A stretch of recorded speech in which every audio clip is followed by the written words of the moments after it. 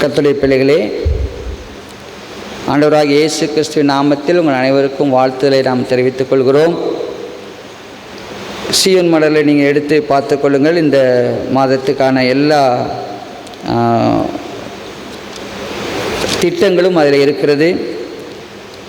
இந்த வாரத்திற்கு நாம் கொடுத்திருக்கிற தலைப்பு, தேவனால் கூடாத காரியம் ஒன்றுமில்லை. இன்றைக்கு நம்முடைய தலைப்பு, தேவனால் கூடாத காரியம் ஒன்றுமில்லை. ஒரு திருமண வீடு, அங்கே காரியங்கள் தடபுடா என்று நடந்து கொண்டு இருக்கிறது. பெண் வீட்டார் விழுந்து விழுந்து எல்லாரையும் வரவேற்கிறார்கள், மாப்பிள்ளை வீட்டார் விழுந்து விழுந்து வரவேற்கிறார்கள். அப்போ ஒருத்தர் விசேஷமாக இன்னொருத்தர் காலை தொட்டு தொட்டு வணங்கி அவர் வரவேற்றார். அவர் இன்னொருத்தருக்கு ஆச்சரியம் தாங்க முடியல. உடனே கிட்ட போய், ஐயா, எவ்வளோ தாழ்மையாக நீங்கள் அவர் காலை தொட்டுலாம் வரவேற்கிறீங்களே என்று சொன்னார். உடனே அந்த ஐயா சொன்னார், போங்கய்யா, நீங்கள் வேறு புதுசாக வாங்கின செருப்பை எவனோ ஆட்டையை போட்டான், நான் அதை தேடுறேன் என்று சொன்னார். கண்களை மூடி ஜெபிக்கலாமா? தகப்பனே, இந்த நாளுக்காய் கிருபைக்காய் நன்றி செலுத்துகிறோம். அப்பா, உம்மால் கூடாத காரியம் ஒன்றுமில்லை என்று சொல்லி தியானிக்க முடிய பாத்தில் வருகிறோம். எனக்கு மட்டுமல்ல, இங்கே வந்திருக்கிற ஒவ்வொரு பிள்ளைகளுக்கும் இந்த வார்த்தையை ஆசீர்வதித்து தாங்க. நம்முடைய பந்திக்கு எங்களை ஆயத்தமாக்குங்க. இயேசுவின் மூலம் ஜெபிக்கிறோம் பிதாவே, ஆமேன், ஆமேன். கர்த்தருடைய பிள்ளைகளே, இந்த மாத வாக்குத்தத்தம் எல்லாரும் எடுத்துக்கலாம். எரேமியா 32:27. எரேமியா 32:27 முடிஞ்ச போடுங்க தங்கம். எரேமியா 32:27 சேர்ந்து வாசிக்கலாமா? எரேமியா 32:27 வாசிப்போமா? இதோ, நான் மாம்சமான யாவருக்கும் தேவனாகிய கர்த்தர், என்னாலே செய்யக்கூடாத அதிசயமான காரியம் உண்டோ? என்னால் செய்யக்கூடாத அதிசயமான காரியம் ஒன்று உண்டோ? அதாவது இந்த தேவனால் கூடாத காரியம் ஒன்றுமே இல்லை என்று வார்த்தை சொல்கிறது. God has unlimited power. ஆண்டவர் is all powerful. ஒரு சின்ன உதாரணம் சொல்லுகிறேன். இந்த சைஸ் ஆஃப் த யூனிவர்ஸ், நம்மளுக்கு நிறைய கேலக்ஸி இருக்குது, சரியா? நம்முடைய கேலக்ஸியை குறித்து ஒரு சின்ன கணக்கெடுப்பு. இப்போ நம்ம ஒரு ஏரோப்ளேனில் போகிறோம். அந்த ஏரோப்ளேன் எவ்வளோ ஸ்பீடில் போகுதுன்னா, ஒரு செகண்டுக்கு 1,86,000 மைல் போகுது. ஒரு செகண்டில் 1,86,000 மைல் போயாச்சு. அப்படி போனால் 6 மணி நேரத்தில், 8 நிமிஷத்தில் நம்ம சூரியனை அடையலாம், சரியா? அடுத்து பக்கத்தில் இருக்கிற புளூட்டோ, அந்த கிரகத்துக்கு போகணுன்னா இந்த ஸ்பீடில் போனால் 6 மணி நேரத்தில் போகலாம், சரியா? இந்த புளூட்டோ எவ்வளோ தூரத்தில் இருக்குன்னா 4 பில்லியன் மைல்ஸ் ஆகவே அது இருக்குது. 4 பில்லியன், 1 பில்லியன்னா 100 கோடி, சரியா? 100 கோடி ஆண்டு தூரம். அப்போ பக்கத்தில் இருக்கிற புளூட்டோவுக்கு போகிறதுக்கு இந்த 1,86,000 மைல் கிலோமீட்டர் ஸ்பீடில் போனால் ஒரு செகண்டுக்கு 4.5 வருஷம் 4 மாதம் ஆகும், சரியா? அடுத்து பூமியில் இருக்கிற பக்கத்து நட்சத்திரம், சரியா, அதை போய் அடையணும்னா 500 மில்லியன் ஆண்டுகள் பிரயாணம் பண்ணணும். 1 மில்லியன் என்பது 10 லட்சம் ஆண்டுகள்.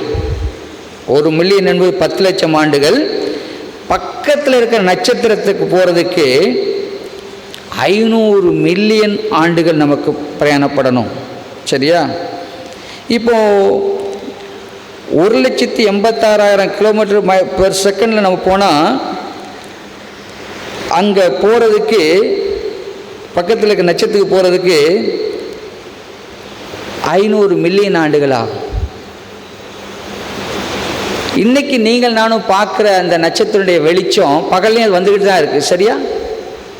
4 வருஷத்துக்கு முன்னாடி புறப்பட்ட வெளிச்சத்தை தான் இன்றைக்கி பார்க்குறோம். அடுத்து பக்கத்தில் இருக்கிற கேலக்ஸி, அதுக்கு பேர் வெர்கோ. நீங்கள் கொஞ்சம் இந்த கூகுள் மேப்பில் எல்லாம் பார்த்தீங்கன்னா போட்டிருக்கோம் வெர்கோங்கிற கேலக்ஸி.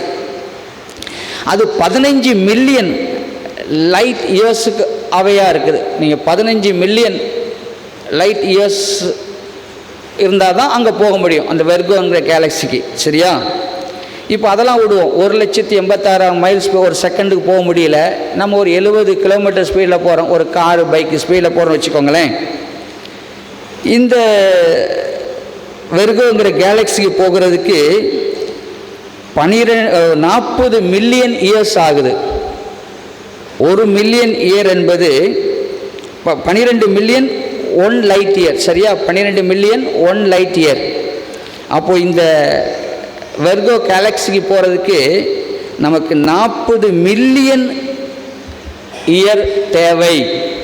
யோசித்து பாருங்க. அப்போ நம்ம மிஞ்சி போனால் இன்றைக்கி 110 வயசோ 100 வயசோ இல்லாட்டி 90, 80, 70. அப்போது இந்த கேலக்சி எல்லாம் உருவாக்கின அந்த ஆண்டவர் நாம் ஆராதிக்கிற தேவன் என்று சொன்னால் நாம் எவ்வளவு அற்பமானவர்கள், கடவுள் எவ்வளவு மகத்துவமானவர், எவ்வளவு ஞானமிக்கவர், எவ்வளவு பவர்ஃபுல் என்று சொல்லி உங்களுக்கு எனக்கும் புரியும் கர்த்தருடைய பிள்ளைகளே. இதையெல்லாம் உண்டாக்கின தேவன் நம்முடைய ஆண்டவர். வேதம் சொல்லுகிறது, அங்கே இந்த கேலக்சிலாம் பார்க்கும் பொழுது கர்த்தருடைய பிள்ளைகளே, நம்ம எண்ணி பார்த்தால் நம்முடைய முதுகை கூட பார்க்க முடியாத அறியாமை உள்ளவர்களாய் நாம் இருக்கிறோம். சரி, நம்முடைய தேவன், படைத்த தேவன் அவ்வளவு பெரியவர். இந்த பெரிய படைப்பை உண்டாக்கின தேவனால் முடியாதென்று ஒன்றுமில்லை. அதை நீங்கள் நான் விசுவாசிக்க வேண்டும். இன்றைக்கு தேவனால் கூடாத காரியம் ஒன்றுமில்லை என்பதற்கு முதலாவது நான் சொல்லுகிற பாயிண்ட் என்னென்று சொன்னால், nothing is impossible with our God. தேவனால் கூடாத காரியம் ஒன்றுமில்லை. அப்படி எதை முதல்ல சொல்லலான்னு சொன்னால், இப்போ நான் சொன்னது போல் அவரால் எல்லாம் கூடாது ஒன்றுமில்லை என்று சொல்வதற்கு அவருடைய படைப்பு தான் நம்மளுக்கு ஆதாரமாக இருக்கிறது. அங்கே ஆதியாகமும் 1:1 சொல்கிறது, ஆதியிலே தேவன் வானத்தையும் பூமியும் உண்டாக்கினார் என்று சொல்லி வேதம் சொல்லுகிறது. இந்த கேலக்சி எல்லாம், இந்த பூமி எல்லாம், மனிதர்களை எல்லாம், எல்லாவற்றையும் உண்டாக்கினவர் நம்முடைய மகத்துவம் உள்ள தேவன். கர்த்தருடைய பிள்ளைகளே, ஆதியிலே தேவன் வானத்தையும் சிருஷ்டித்தார் என்று வார்த்தை சொல்கிறது. யோவான் 1 முதல் 3 வரை வாசித்தால் எடுக்கலாமா? யோவான் 1 3 வரை. ஆதியிலே வார்த்தை இருந்து சேர்ந்து வாசிக்கலாம். ஆதியிலே வார்த்தை இருந்தது, அந்த வார்த்தை தேவனிடத்தில் இருந்தது, அந்த வார்த்தை தேவனாய் இருந்தது, அவர் ஆதியிலே தேவனோடு இருந்தார், சகலமும் அவர் மூலமாய் உண்டாயிற்று, உண்டானதொன்றும் அவராலே அல்லாமல் உண்டாகவில்லை. அதே 10ஆம் வசனத்தில் படித்தீங்கன்னா, உலகம் அவர் மூலமாய் உண்டாயிற்று என்று போடப்பட்டிருக்கிறது. அப்படி என்று சொன்னால் இந்த மில்லியன் லைட் இயர்ஸ்க்கு அவையே இருக்கிற இந்த எல்லா கிரியேஷன்ஸும் நம்ம மகத்துவமுள்ள ஆண்டவரால் உண்டாக்கப்பட்டது. அந்த கிரியேஷனே கடவுள், அந்த கடவுளால் செய்யக்கூடாத காரியம் ஒன்றும் இல்லை என்பதற்கு ஆதாரமாக இருக்கிறது. கர்த்தருடைய பிள்ளைகளே, ரெண்டாவது அந்த இயேசு கிறிஸ்துவின் உயிர்ப்பு, the resurrection of Jesus Christ is a evidence that he is all powerful almighty God என்று சொல்லி இயேசு கிறிஸ்துவினுடைய உயிர்த்தெழுதல் அவர் எல்லாவற்றையும் செய்யக்கூடிய தேவன் என்பதை காட்டுகிறது. அடுத்து இந்த தேவன், எல்லாவற்றையும் படைத்த தேவன், எப்பேற்பட்ட மனிதனையும் அவர் உடைத்து உருவாக்க முடியும். எனவே அவரால் எல்லாம் கூடும் என்று சொல்ல வருகிறேன். பவுல் அப்போஸ்தலன் எந்த சபையை அழிக்க வேண்டும் என்று நினைத்தானோ அதே சபையை கட்டும்படியாய் அந்த ஆண்டவர் அவனை பயன்படுத்தினார். தேவனால் கூடாத காரியம் ஒன்றுமில்லை. மறுதளித்த பேதுரு, பின்வாங்கி போனவர், தலைகளால் சிலுவையை தன்னை ஒப்பு கொடுக்கிற அளவுக்கு அவரை பயன்படுத்தினார். சந்தேகித்த தோமாவை நம்முடைய இந்திய தேசத்துக்கு வரவழைத்து இரத்த சாட்சியாய் அவர் மரித்தார். Jesus is the God of transformer. மற்றவர்களை மாற்றுகிற ஒரு ஆண்டவர் நம்முடைய தேவன். நரமாபிச பச்சைகளை அங்கே ஆப்பிரிக்கா காடுகளிலே மனிதர்களாய் தேவன் மாற்றினார். சினிமா நடிகர்கள், கொலைக்காரர்கள், அதான் ஒரு பாட்டு உண்டு இல்லை, தீயவர் திருடரும் கொடியவர் கொலைஞரும் இயேசுவில் மாற்றம் பெற்றார். தீயவர் திருடரும் கொடியவர் கொலைஞரும் இயேசுவில் மாற்றம் பெற்றார். மாறிய மனதுடன் மங்கள வாழ்விற்கு அழைக்கிறார் ஓடியேவா. பொங்கி வரும் அருள் மனிதரை மாற்றிடுதே. பாடல் எமில் ஜெமிசிங்கன் எழுதின பாடல் நினைக்கிறது. ஆண்டவர் மனிதர்களை மாற்றுகிற தேவன். தேவனால் கூடாத காரியம் ஒன்றுமில்லை. அந்த தேவன் நம்மிலே இன்றைக்கு கிரியை செய்கிறார். இஸ் ஓம்னிபோட்டன்ட், எல்லா ஆல் பவர்ஃபுல், எல்லா வல்லமையுடைய தேவன். கர்த்தருடைய பிள்ளைகளே, he got power over death, he got power over devil, he got power over nature. தேவனால் கூடாத காரியம் ஒன்றுமில்லை என்று சொன்னால் அவருக்கு மரணத்தின் மீது அதிகாரம் உண்டு, பிசாசின் மீது அதிகாரம் உண்டு, இயற்கையின் மீது அதிகாரம் உண்டு. அவர் சொல்ல ஆகும், அவர் கட்டளையிட நிற்கும். என் அன்பு தேவ பிள்ளைகளே, ஐசக் நியூட்டன், ஏற்கனவே அதை பற்றி நான் சொல்லியிருக்கிறேன். அவருடைய கண்டுபிடிப்புகள் அவ்வளவு 1200க்கு மேல் அவருடைய கண்டுபிடிப்புகள். அவர் எப்படி இவ்வளவு கண்டுபிடிச்சார்? அவர் என்ன கன்க்ளூஷன் வந்தார் என்று சொன்னால், ஆண்டோடைய எல்லா படைப்புகளும் ஏதோ ஒரு சட்ட திட்டத்தின் வரையறைக்கு உட்பட்டு செயல்படுகிறது என்று கண்டுபிடித்தார். ஒரு ஆர்டர் அதுக்கு இருக்கிறது என்று கண்டுபிடித்தார். அது அவருக்கு உதவி செய்தது அநேக கண்டுபிடிப்புகளை கண்டுபிடிக்க.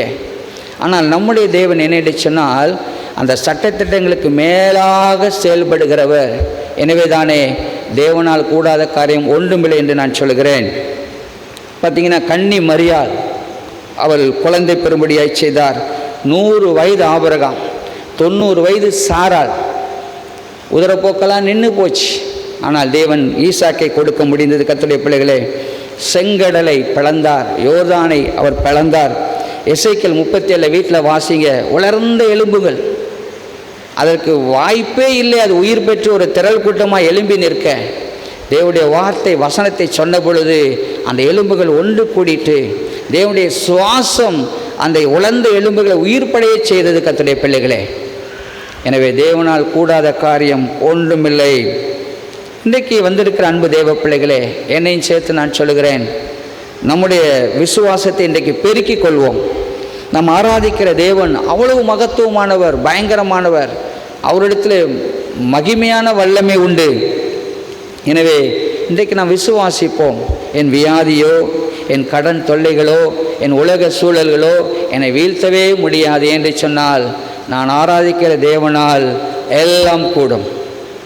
இரண்டாவது காரியமாக இந்த நாளில் நான் உங்கள் ஞாபகப்படுத்த விரும்புகிற காரியம், அவர் லிமிட்டேஷன்ஸ், ஹியூமன் லிமிட்டேஷன்ஸ். இல்லாவிட்டால் நம்முடைய மனுக்குலத்தினுடைய வரம்புகள். அவ்வளோ பெரியவர். நம் மனிதர்களாகிய நாம் அவ்வளவு ஒரு லிமிட்டேஷனோடு தான் நாம் செயல்பட முடியும். ஒரு விதிக்கு உட்பட்டவர்கள். பார்த்தீங்கன்னா, இந்த சண்டே கிளாஸ் கதை நீங்கள் கேட்டிருப்பீங்க. ஒரு தகப்பனோடு கூட ஒரு 5 வயது சிறுவன் கடைக்கு போகிறான். அந்த பலசர கடையில் ஜாமானெல்லாம் வாங்கி விட்டார்கள். இந்த குழந்தைய பார்த்தோன்னா அந்த பலசர கடைக்காரருக்கு ரொம்ப ஒரு சந்தோஷம். ரொம்ப நாளுக்கு அப்புறம் இந்த தம்பி வர்றான்னு சொல்லிட்டு, தம்பி நீ சாக்லேட் எடுத்துக்கப்பா என்று சொல்லுகிறார். அங்கே டப்பாக்களே சாக்லேட் இருக்கிறது. இவன் இல்லை அங்கிள், இல்லை அங்கிள் என்று சொல்லுகிறான். மறுபடியும் ரொம்ப எடுத்துக்கப்பா, நீ சாக்லேட் எடுத்துக்கோ என்று சொல்லி திரும்ப சொல்லுகிறான். அந்த தம்பி எடுக்கலை.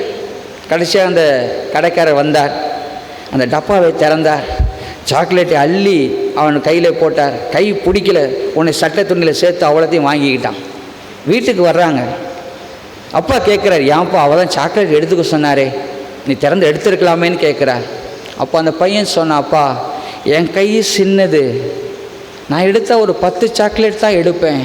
நான் அந்த அங்கிள் கை பெருசு பாருங்கள், 30 சாக்லேட் மேலே எனக்கு கிடைச்சிருக்கு என்று சொன்னான். தேவ பிள்ளைகளே, we got our own limitations, but the Almighty God has no limitations. அவர் கை பெரியது. அல்லேலூயா, அல்லேலூயா, அல்லேலூயா. சொல்லுங்க, என்ன வாயே வர மாட்டேங்க. கர்த்தருடைய பிள்ளை, வாயினால் துதிங்க அவரை. நாம் ஆராதிக்கிற தேவன் சாதாரணமானவர் அல்ல, அசாதாரணமானவர். அவருடைய கரம் மிகவும் பெரியது. கர்த்தருடைய பிள்ளைகளே, அவருடைய கரம் மிகவும் பெரியது. இந்த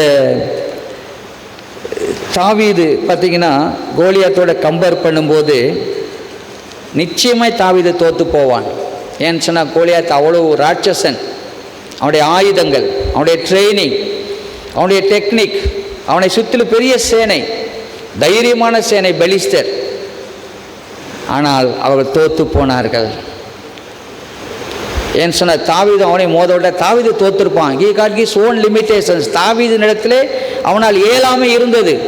ஆனால் தேவன் அவனோடு சேர்ந்த பொழுது அந்த கோலியாத்தை வீழ்ந்தான். ஆண்டவர் இன்றைக்கு என்ன சொல்கிறாருன்னா, we got our own limitations. ஆனால் தேவன் நம்மோடு இணையும் பொழுது தாவீது சொல்கிறார், நான் சேனையை ஜெயிப்பேன், மதிலை தாண்டுவேன் என்று சொல்லி. நாம் குறைந்த அறிவுள்ளவர்கள், நம்முடைய முதுகை கூட நாம் பார்க்க முடியாது என்று சொன்னேன். நம்முடைய சரீரம் எப்படி செயல்படுகிறது என்று கூட நமக்கு தெரியாது. கர்த்தருடைய பிள்ளைகளே, இதை எல்லாவற்றையும் அறிந்த தேவன் தானே தான் நாம் ஆராதிக்கிறோம். அங்கே மத்தேயு 21:21 சொல்லுகிற ஈஸியை ஞாபகத்தை வச்சுக்கொள்ளலாம். மத்தேயு 21:21, இயேசு அவர்களை நோக்கி, நீங்கள் சந்தேகப்படாமல் விசுவாசம் உள்ளவர்களாய் இருந்தால் இந்த அத்தி மரத்துக்கு செய்ததை நீங்கள் செய்வதும் அல்லாமல் இந்த மலையை பார்த்து நீ பெயர்ந்து சமுத்திரத்தில் தள்ளுண்டு போ என்று சொன்னாலும் அப்படி ஆகும் என்று மெய்யாக உங்களுக்கு சொல்லுகிறேன். இங்கே ஆண்டவர் என்ன சொல்ல விரும்புகிறாரு? நல்லா யோசித்து பார்த்தீங்களா? நம்மளால் அந்த மலையை தூக்கி அங்கே வைக்க முடியாது. ஆனால் வாயில் என்ன செய்யலாம்? மலையை நீ பெயர்ந்து போ சொல்ல முடியும்ல. நம்மளால் செய்ய முடியாது, ஆண்டவருக்கு தெரியுங்க. We got our own limitations. அதனால் ஆண்டவர் என்ன சொல்கிறார்? உன் வாயை பயன்படுத்துப்பா, உன் வாயால் சொல்லு, மலையே நீ பெயர்ந்து சமுத்திரம் தள்ளுண்டு போ என்று சொல்லு என்று சொல்லுகிறார். இன்றைக்கு சொல்கிறதுக்கு கூட சில பேருக்கு சக்தி இல்லை. வாயினாலே விசுவாசத்தை அறிக்கை செய்தால் கர்த்தருடைய பிள்ளைகளே, தேவன் நம்மோடு கூட சேர்ந்து செயல்படுவார். வாயினாலே நம்முடைய அறிக்கை செய்வோம்.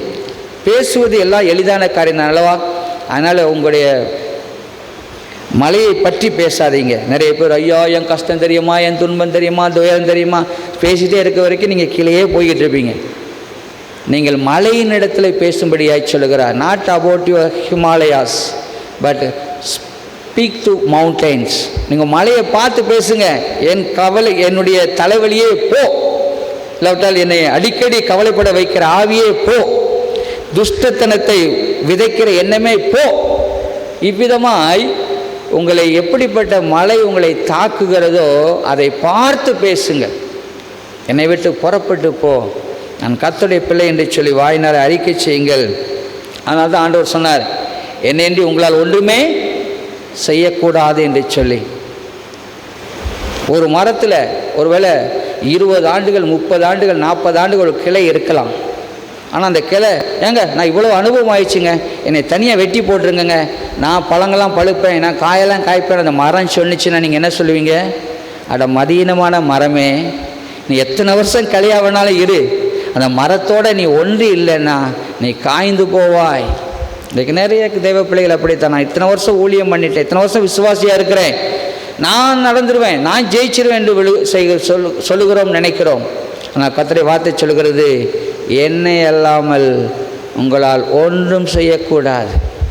ஆண்டவர் திராட்சை செடி, நாம் கொடிகள்.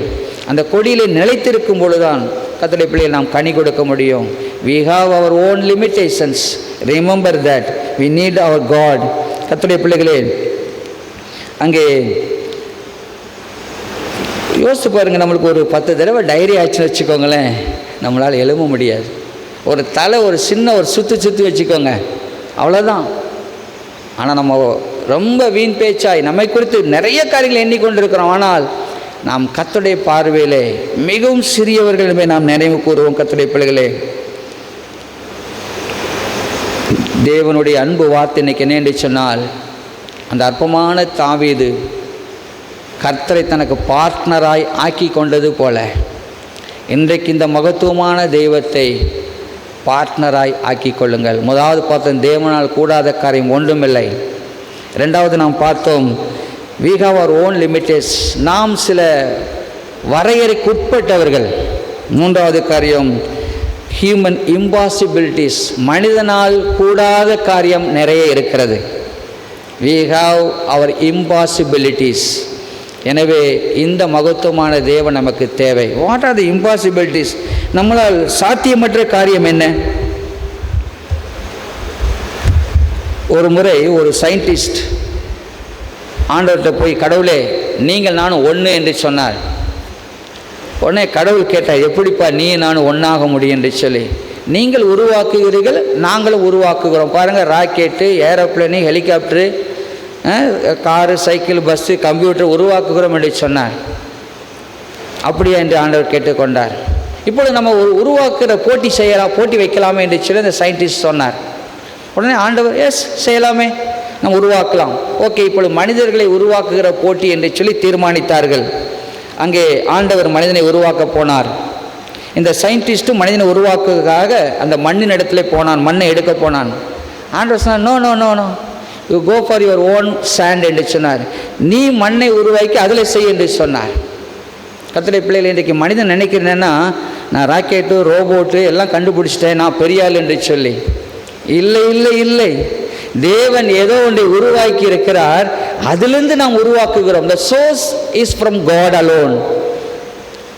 நாம் ரிசோர்ஸ் தான் கண்டுபிடிக்க முடியும். தேவன் ஏற்கனவே எல்லாவற்றையும் உண்டாக்கி இருக்கிறார், அதிலிருந்து நமக்கு தேவையானவற்றை நாம் உருவாக்குகிறோம். அதனாலே நாம் சிறந்தவர்கள், உயர்ந்தவன் என்று அல்ல. we got our impossibilities. நமக்கு இயலாமை என்று ஒன்று உண்டு. என்று சொன்னால் இஸ் ஆல்மைட்டி, அவர் எல்லாவற்றுக்கும் வல்லமை உள்ள ஒரு தேவன் நமக்கு இருக்கிறார். எனவே கர்த்தருடைய பிள்ளை, we got some of the things we cannot do it, we got our own impossibilities. எனவே இந்த ஆண்டவர் இந்த நாளிலே சொல்கிற காரியம் என்று சொன்னால், மனிதன் தேவனால் உண்டாக்கப்பட்டவன் என்பதை நாம் நினைவு கூறுவோம். நமக்கு முடியாத சில காரியங்கள் உண்டு. அதில் பார்த்தீங்கன்னு சொன்னால், இந்த வேதம் சொல்லுகிறது, தேவன் இந்த பூமியை ஒன்றுமில்லாதென்று உண்டாக்கினார். எங்களுடைய இறையியலிலே ஒரு தேரி உண்டு, எக்ஸ் நிகிலோ என்று சொல்வார்கள். God created earth out of nothing. அதான் எக்ஸ் நெகிலோ தேரி. நீங்கள் நானும் சப்பாத்தி செய்யணும்னா மாவு தேவை, ஆனால் கடவுளுக்கு மாவு தேவையில்லை. பார்த்தீங்கன்னா, மீன் அந்த இடத்துல இல்லை, ஆனால் உருவாக்குகிறார். தண்ணி இல்லை, ஆனால் பாறையை தட்டினோட தண்ணி வருகிறது. He has the creative power. ஆண்டவர் உருவாக்குகிற தேவன். நமக்கு சில காரியம் செய்யவே முடியாது, அதை நீங்கள் நான் உணரும்படியாக இந்த நாளில் ஆண்டவர் விரும்புகிறார். நம்மால் என்ன செய்ய முடியாது தெரியுமா? நம்மால் நம்மை ரட்சிக்க முடியாது. we cannot redeem ourselves. நம்மால் நம்மை ரட்சிக்க முடியாது. நாம் பாவிகள். நாம் ரட்சிப்படைவதற்கு நமக்கு தேவன் தேவை. பார்த்திங்கன்னா, மனிதன் ஏதோ தன்னை பெரியாளாக நினைக்கிறான். ஒரு பூமி அதிர்ச்சியோ பாருங்கள், நிறைய டிவியில் பார்த்துருவீங்களே, ரஷ்யா அவ்வளவு மாறுதட்டி கொண்டது பாருங்கள், அடித்த புயல் எல்லாம் அள்ளிட்டு போகுது.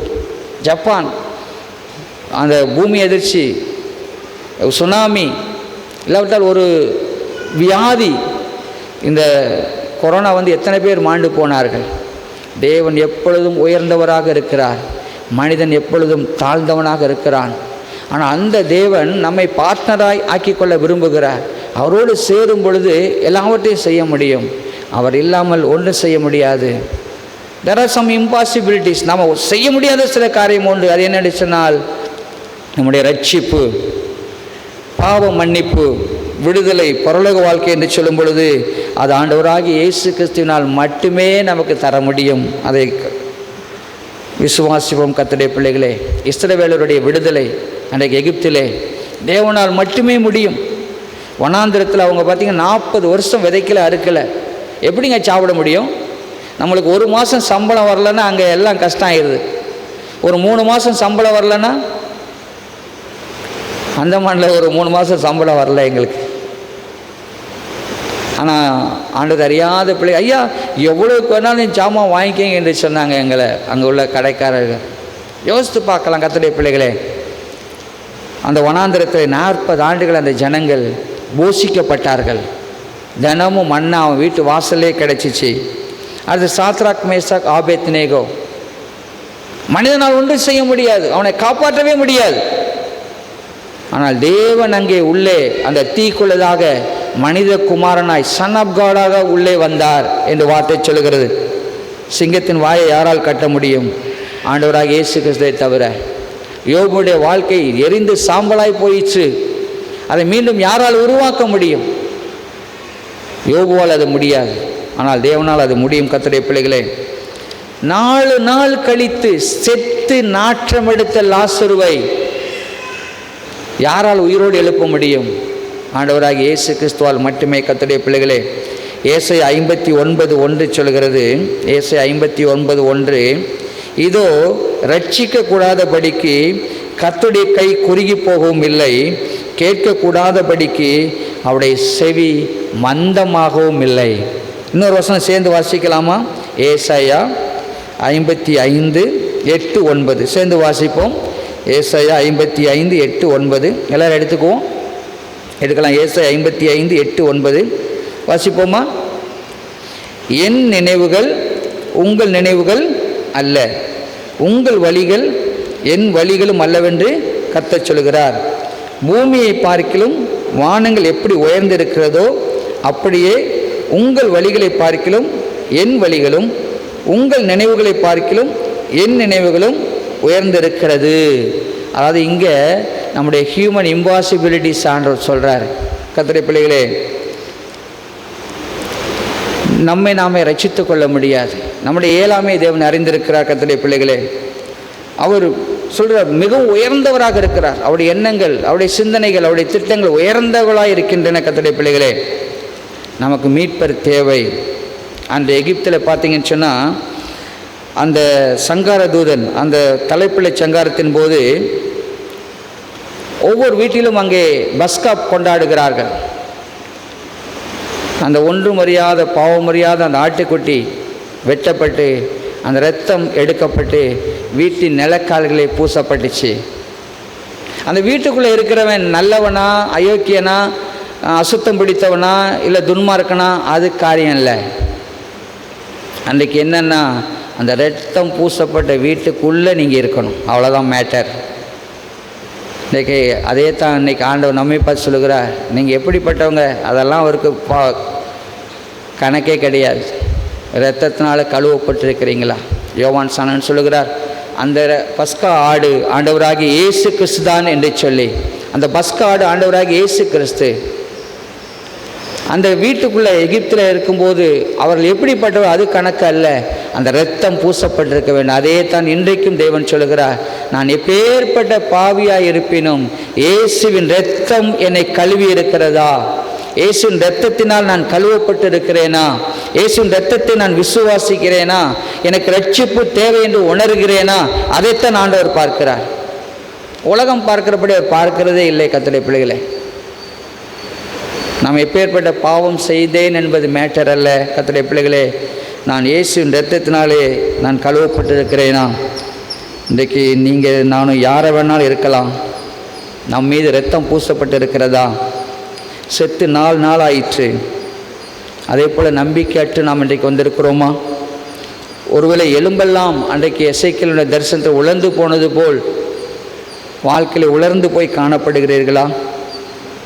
கோலியாத்தை ஜெயிக்கணுமா? யோபுவை போல நீங்கள் சோதிக்கப்பட்டு இருக்கிறீர்களா?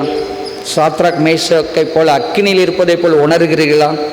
கர்த்தருடைய பிள்ளைகளே, ஒரே பதில்தான், ஆண்டவராகிய இயேசு கிறிஸ்துவின் இரத்தம். ஒரே பதில், ஒரே answer. The Jesus alone is the answer. அவரால் செய்யக்கூடாத அதிசயமான காரியம் ஒன்றுமில்லை. நீங்கள் நானும் நிறைய பிரச்சனை கஷ்டங்களுக்கு காரணம் என்னமோன்னு யோசித்துக்கிட்டு இருக்கிறோம். அதெல்லாம் காரணம் அல்ல. The only answer is Jesus.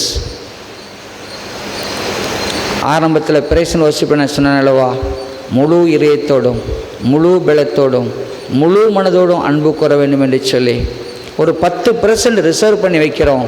அதன் வழியாகத்தான் சாத்தான் உள்ளே புகுந்து நம்முடைய வாழ்க்கையை சீர்குலைக்கிறான். இன்றைக்கு ஆண்டவர் சொல்கிறார், தேவனால் கூடாத காரியம் ஒன்றுமில்லை. நமக்கு சில இயலாமைகள் உண்டு, நமக்கு சில இம்பாசிபிலிட்டிஸ் உண்டு. ஆனால் நாம் ஆராதிக்கிற தேவன் அதற்கு ஒன்றுக்கும் இல்லை, எல்லாவற்றுக்கும் உயர்ந்து இருக்கிறார். தேவனால் எல்லாம் கூடும். நம்முடைய எல்லா விதமான காரியத்துக்கு ஒரே பதில் ஆண்டவராகிய இயேசு கிறிஸ்து, ஒரே பதில் ஆண்டவராகிய இயேசு கிறிஸ்துவின் இரத்தம். இந்த நாளில் நம்முடைய நற்கரணைக்கு நம்ம வர காத்திருக்கிறோம். ஆண்டவரே என்னை கழுவும் என்று சொல்லுவோம். ஆண்டவரே உம்முடைய இரத்தத்தினால் என்னை கழுவும் என்று சொல்லுவோம். இயேசுவின் இரத்தத்தினால் கழுவப்படும் பொழுது நாம் காக்கப்படுகிறோம், நாம் போஷிக்கப்படுகிறோம், நாம் வழிநடத்தப்படுகிறோம், பரம காணானை பெற்றுக்கொள்கிறோம். கண்களை மூடி ஜெபிப்போம். தகப்பனே, உம்முடைய கிருபை இரக்கங்களுக்காய் கொடான கொடி சோத்திரம் அப்பா. இந்த நாளை எங்களுக்கு வாய்ஸ்கே செய்த கர்த்தர், உம்முடைய வார்த்தைகளுக்காக நன்றி செலுத்துகிறோம். எங்கள் தேவனால் கூடாத காரியம் ஒன்றுமில்லை ஆண்டவரே. இந்த படைப்புகளை பார்க்கும்போது நீ எவ்வளோ உயர்ந்த தேவன், நாங்கள் எவ்வளவு கீழே இருக்கிறோம் என்று உணர்கிறோம் அப்பா. நீர் இல்லாமல் எங்களால் ஒன்று செய்யக்கூடாது ஆண்டவரே, உதவி செய்யும். வந்திருக்கிற ஒவ்வொரு பிள்ளையும் நாளை கழுவி சுத்திகரியும். உங்களுடைய பந்திக்கு எங்களை ஆயத்தமாக்கும். இயேசுவின் மூலம் வேண்டிக் கொள்கிறோம் பிதாவே, ஆமென்.